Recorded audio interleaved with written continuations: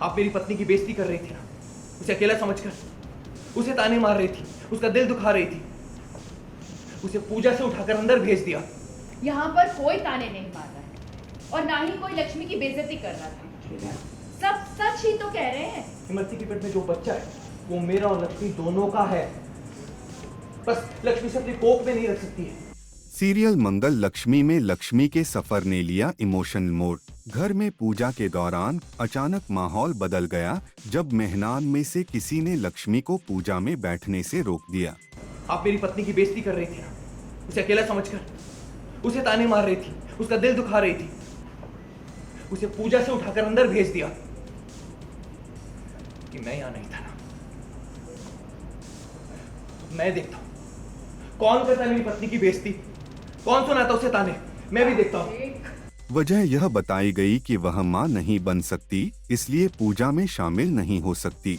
यह सुनकर लक्ष्मी हैरान रह जाती है। यहाँ पर कोई ताने नहीं मार रहा है और ना ही कोई लक्ष्मी की बेइज्जती कर रहा था। सब सच ही तो कह रहे हैं और सच तो ये बात है कि लक्ष्मी माँ बन ही नहीं माँ, सच ये नहीं है कि लक्ष्मी माँ नहीं बन सकती।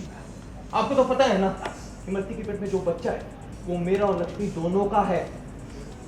बस लक्ष्मी से अपनी कोख में नहीं रख सकती है, लेकिन माँ वही कहलाएगी। बच्चा लक्ष्मी का होगा, वो उसी की गोद में खेलेगा।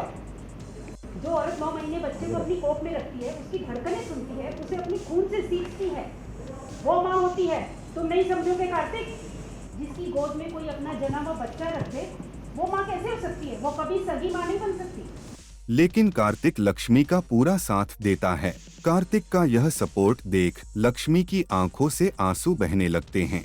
तो फिर जब भगवान कृष्ण की माँ का जिक्र किया जाता है तो यशोदा मैया को ही क्यों उनकी मैया कहा जाता है, जबकि जन्म तो उनको उनकी देव की माँ ने दिया था।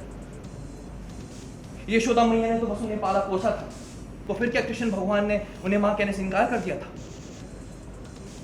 क्या सीख सीखने को मिलती है इससे हमें कि 2025 में भी हमारी सोच वो नहीं है जो उस समय थी।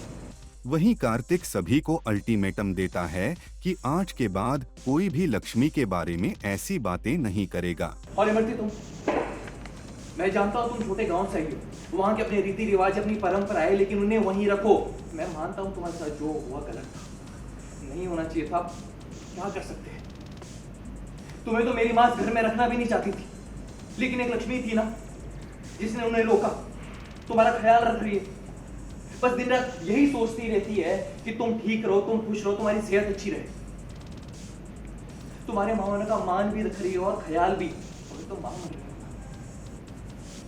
एक माँ का दिल भी रखो, क्योंकि एक माँ अपने पराव में फर्क नहीं करती, समझी तुम? कार्तिक लक्ष्मी के आंसू पोंछकर उसे वहां से ले जाता है।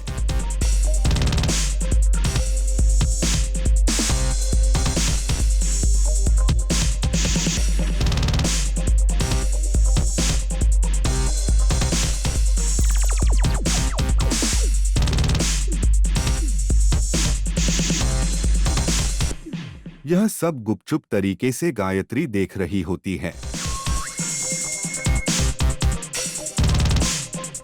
दूसरी ओर कहानी में आता है ट्विस्ट। गणपति विसर्जन से ठीक पहले लक्ष्मी और कार्तिक बप्पा की पूजा अर्चना करते हैं। इसके बाद दोनों बप्पा की विदाई के लिए जाते हैं, जहां घर वाले भी मौजूद होते हैं। इमरती यानी जिया भी वहां होती हैं।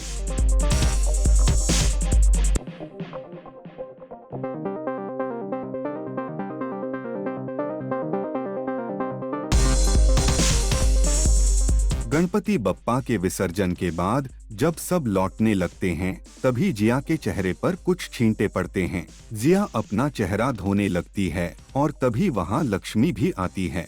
फिलहाल लक्ष्मी जिया का चेहरा देख नहीं पाती।